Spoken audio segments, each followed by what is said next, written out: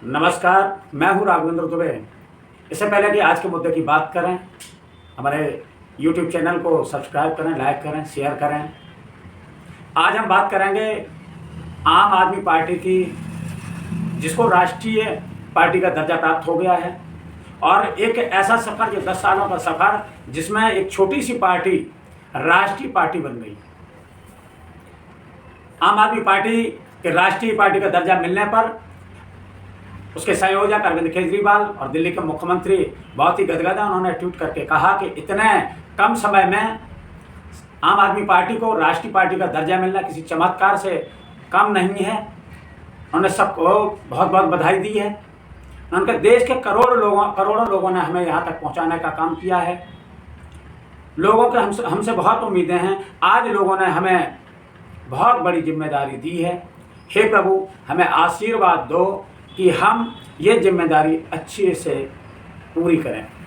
यह अरविंद केजरीवाल ने ट्वीट किया है। आज आम आदमी पार्टी राष्ट्रीय पार्टी बनने की खुशी में आज जश्न भी मना रही है। हम बात करें 2022 की। 2022 में जब गुजरात में चुनाव हुए तो गुजरात चुनाव में आम आदमी पार्टी ने वहाँ पर चुनाव लड़ी और उनको 12% से ज़्यादा वोट मिले। 5 उनके विधायक बने। उससे पहले पंजाब में जो चुनाव हुए उसमें पूर्ण बहुमत की उनकी सरकार बनी। 92 उनके विधायक बने। आम आदमी पार्टी ने इतने कम समय में राष्ट्रीय पार्टी का दर्जा प्राप्त कर लिया। राष्ट्रीय पार्टी गुजरात चुनाव के बाद ही राष्ट्रीय पार्टी का दर्जा की वो मांग कर रहे थे और वो चुनाव आयोग से कह रहे थे। उन्होंने नाराज़गी भी जाहिर की थी कि सारी जो जितनी भी ज़रूरतें होती हैं उसको पूरा करती है आम आदमी पार्टी, लेकिन उसको राष्ट्रीय पार्टी का दर्जा चुनाव आयोग नहीं दे रहा है। उन्होंने इसके लिए कर्नाटक हाई कोर्ट का रुख भी किया। कर्नाटक में उनके संयोजक पृथ्वी रेड्डी की तरफ से एक याचिका लगाई गई। कोर्ट ने उनके तर्कों को सुना और कोर्ट ने तर्कों को सुनने के बाद 13 अप्रैल का समय दिया था चुनाव आयोग को फैसला करें कि आम आदमी पार्टी को राष्ट्रीय पार्टी का दर्जा मिलेगा या नहीं मिलेगा। लेकिन इससे पहले चुनाव आयोग ने आम आदमी पार्टी को राष्ट्रीय पार्टी का दर्जा दे दिया। कुछ पार्टियों को NCP, CPI-M, TMC, Trinamool Congress, जिनका राष्ट्रीय पार्टी का दर्जा था, उनसे वो दर्जा छिन गया है। लेकिन ये उसे दोबारा भी प्राप्त कर सकते हैं। अभी लोकसभा चुनाव होंगे 2024, उसमें भी वो उसको अगर उनके वोट प्रतिशत बढ़ते हैं तो उनको वो दर्जा दोबारा भी हासिल हो सकता है। तो ये समय समय पर इसकी समीक्षा चुनाव आयोग करता रहता है। सिंबल ऑर्डर 1968 के तहत इसकी समीक्षा होती रहती। उसी के अनुसार राष्ट्रीय पार्टी का दर्जा देना या राज्य पार्टी का दर्जा देना ये चुनाव आयोग का काम है और वो समय समय पर इसको देती भी रहती है। राष्ट्रीय पार्टी दर्जा कैसे मिलता है, इसके लिए क्या क्या ज़रूरतें पड़ती हैं पार्टियों को। पहला इसका आधार ये बनता है कि अगर किसी दल को 4 राज्यों में क्षेत्रीय दल का दर्जा मिल जाता है तो वह राष्ट्रीय पार्टी बनने की योग्यता रखती है। दूसरा, अगर कोई दल 3 राज्यों को मिलाकर के लोकसभा की 3% जीतता है, 3% सीटें, 3% सीटें जीतता है, तो उसको भी राष्ट्रीय पार्टी का दर्जा मिल जाता है। तीसरा, अगर कोई पार्टी 4 लोकसभा सीटों के अलावा लोकसभा चुनाव या विधानसभा चुनाव के 4 राज्यों में 6% वोट हासिल करता है तो उसे भी राष्ट्रीय पार्टी का दर्जा मिल जाता है। आम आदमी पार्टी की अगर बात करें तो आम आदमी पार्टी पंजाब, गुजरात, गोवा और दिल्ली में इसको पहले से ही राज्य पार्टी का दर्जा प्राप्त था, क्षेत्रीय पार्टी का दर्जा प्राप्त था। इसलिए वो इसका मानक था उसको पहले से पूरी करती थी। राष्ट्रीय पार्टी बनने से लाभ क्या होगा? राष्ट्रीय पार्टी बनने से लाभ ये होता है कि इनको एक विशिष्ट चुनाव चिन्ह आवंटित किया जाता है, जिसको पूरे देश में और कोई उसका उपयोग नहीं कर सकता है।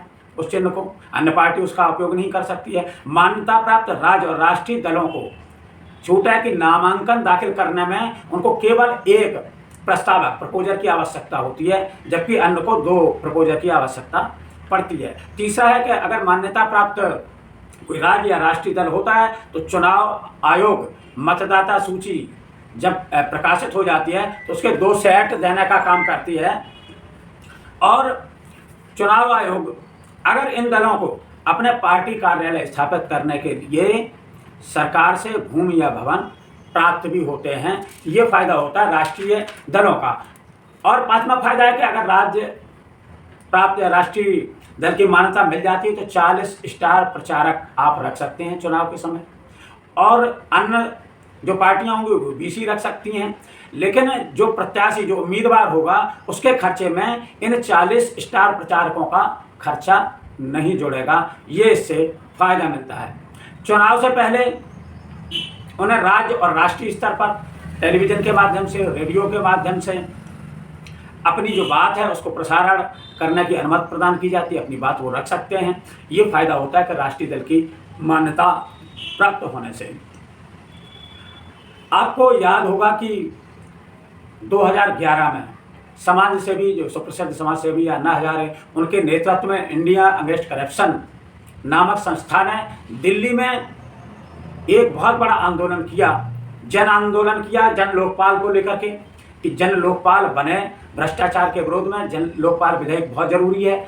और अन्ना हजारे ने इसमें आमरण अनशन किया, जिसमें अरविंद केजरीवाल, किरण बेदी, योगेंद्र यादव, बाबा रामदेव, वकील प्रशांत भूषण जैसे तमाम समाज सेवी इससे जुड़े, और ये आंदोलन इतना फैला कि ये देश के घर घर में पहुंच गया। देश के घर घर में पहुंचने के बाद अन्ना हजारे के साथ अरविंद केजरीवाल ने भी उनके साथ एक हनुमान की भूमिका में आए, उन्होंने बड़ा उसमें रोल निभाया। जब ये आंदोलन अपने समापन पर पहुंचा तो एक विचार बना, क्या हम इन जो विधेयक हैं या और चीज़ें हैं उसके लिए क्या हमें राजनीतिक पार्टी बनानी चाहिए। आंदोलन के जो अन्ना हजारे थे, अन्ना हजारे इस पर सहमत नहीं थे, और कुछ लोग भी थे जो इससे सहमत नहीं थे कि राजनीतिक पार्टी बनाई जाए। लेकिन अरविंद केजरीवाल के साथ योगेंद्र यादव और लोग भी सहमत हुए कि नहीं, राजनीतिक पार्टी बना करके इन विधेयकों को तभी लागू कर सकते हैं, भ्रष्टाचार के जो भी विधेयक हैं उन पर तभी कर सकते हैं जब हम खुद सत्ता में होंगे। 2 अक्टूबर 2012 को अरविंद केजरीवाल ने पार्टी बनाने की घोषणा की। 26 नवंबर 2012 को औपचारिक रूप से आम आदमी पार्टी गठित करने का फैसला ले लिया गया, गठन उसका हुआ। केजरीवाल जो 10 साल पहले एक बहुत छोटी पार्टी थी, जिसे कोई जानता नहीं था और किसी ने ये उम्मीद नहीं की थी कि केजरीवाल इतनी जल्दी दिल्ली के मुख्यमंत्री बनेंगे, उन्होंने चुनाव लड़ने का निर्णय लिया। चुनाव लड़ा, उनका चुनाव चिन्ह झाड़ू हुआ। लोग सोचते थे कि कहीं अरविंद केजरीवाल का कोई अगर एक आध भी विधायक बन जाएगा तो इसे बहुत बड़ी उपलब्धि मानी जाएगी, क्योंकि कोई भी व्यक्ति उसमें राजनीतिक था नहीं। 28 दिसंबर 2013 को वो दिल्ली के पहली बार उन्होंने सरकार बनाई, मुख्यमंत्री बने, जिसमें 28 सीटें आम आदमी पार्टी की आईं और 8 सीटें कांग्रेस की आईं। कांग्रेस के साथ मिलकर के अरविंद केजरीवाल ने पहली बार सरकार बनाई दिल्ली में, वो दिल्ली के 7वें मुख्यमंत्री बने। इसके बाद 2015 में विधानसभा चुनाव हुआ। हालांकि उन्होंने 28 दिसंबर जो 2013 को पहली बार सरकार बनी थी, उसमें 49 दिन बाद ही इस्तीफा दे दिया था। दोबारा जब 2015 में विधानसभा का चुनाव हुआ, जिसमें आम आदमी पार्टी ने अपने दम पर 67 सीट जीती, जिसमें केवल 3 सीट बीजेपी को मिली। उस चुनाव में प्रधानमंत्री मोदी से लेकर के जितने राज्यों में बीजेपी की सरकार थी, उनके मुख्यमंत्री सबने दिल्ली में डेरा डाला और सघन प्रचार अभियान चलाया। लेकिन इसके बावजूद भी जो अरविंद केजरीवाल का जादू था, वो सर चढ़ के बोला जनता के सर पर, जो उन्होंने सहूलियतें जनता को दी और जनता ने उनको 67 सीट देने का काम किया। अभी जो तीसरी बार उनकी सरकार बनी, उसमें उन्होंने 62 सीट जीतने का काम किया। गोवा में उनकी 2 सीटें हैं, 2 विधायक हैं। गुजरात में उनके 5 विधायक हैं। पंजाब में उनके 92 विधायक हैं। राज्यसभा में इसमें उनके 10 सांसद हैं। अरविंद केजरीवाल ने इतने कम समय में, जो कहते हैं कि शून्य से लेकर के शिखर तक की यात्रा की, इतने कम समय में उन्होंने अपनी पार्टी को जिस तरीके से आगे बढ़ाया, वो बहुत ही सुखद भी है और साथ ही प्रेरणादायक भी है। कितने कम समय में कोई पार्टी जो शून्य पर थी वो शिखर तक की यात्रा पर पहुंच गई, राष्ट्रीय पार्टी बन गई। और राष्ट्रीय पार्टी बनने पर अरविंद केजरीवाल ने कहा कि कोई ये न सोचे कि इस पार्टी में हमें ये पद मिलेगा या पार्टी में हमें ये भूमिका मिलेगी तभी करेंगे। आप एक कार्यकर्ता की तरह काम करें। हमारा उद्देश्य है कि जनता की समस्याओं का समाधान करना। हमारा उद्देश्य है कि अच्छे स्कूल बनाना, अच्छे अस्पताल बनाना और जनता को वो सभी सुविधाएं मुहैया कराना जिनके वो हकदार हैं। एक बारी और सब लोगों को याद दिला दूं, कई बार बोल चुका हूं, हम लोग आम आदमी पार्टी में मरने मिटने के लिए, देश के लिए आए हैं। अगर किसी के मन के कोने में कभी आए पद की इच्छा, पैसे की इच्छा, प्रतिष्ठा की इच्छा, तो या तो वो फीलिंग निकाल देना और या आम आदमी पार्टी छोड़ देना। गलत पार्टी में आ गए। और उसमें अब एक चीज और ऐड कर रहा हूं, ये अब जेल में डाल रहे हैं। मैंने कहा ना, सारी राष्ट्र विरोधी ताकतें इकट्ठी हो गई आम आदमी पार्टी के खिलाफ। वो नहीं चाहती कि देश की तरक्की हो, वो नहीं चाहती देश में स्कूल खुलें, वो नहीं चाहती देश में अस्पताल बने। वो सारी राष्ट्र विरोधी ताकतें हमारे को रोकना चाहती हैं, देश की तरक्की रोकना चाहती हैं। वो अब आपको सबको जेल में डालेंगे, एक एक करके सबका नंबर आएगा, सबका नंबर आएगा एक एक करके। कम से कम 8 से 10 महीने जेल में जाने के लिए तैयार रहना पड़ेगा। उससे ज्यादा नहीं रखेंगे, क्योंकि कुछ करा ही नहीं, फिर उसके बाद तो बेल मिल ही जाती है।